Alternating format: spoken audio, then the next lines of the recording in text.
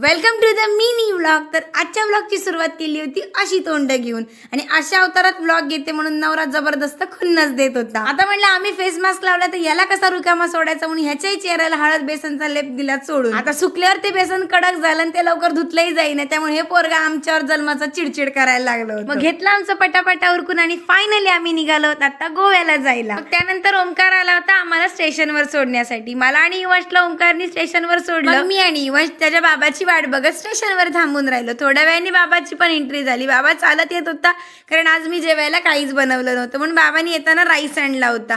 मग काय ट्रेन मध्ये बसून घेतला राईस खाऊन। आमच्या सोबत छान छान आणि परफेक्ट असं घडूच शकत नाही काही।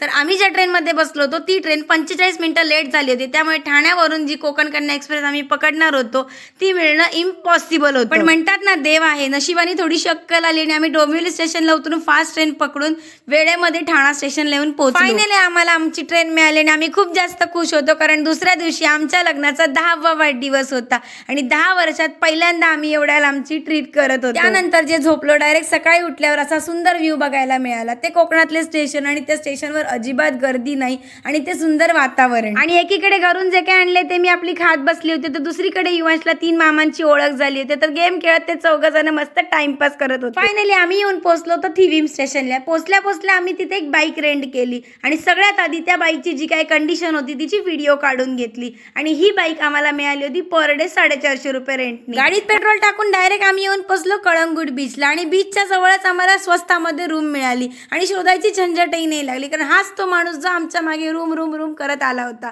आता पुढे आम्ही काय मजा करतोय हे बघण्यासाठी चॅनलला सबस्क्राईब नक्की करा। भेटू उद्या नवीन व्लॉग मध्ये। Bye bye.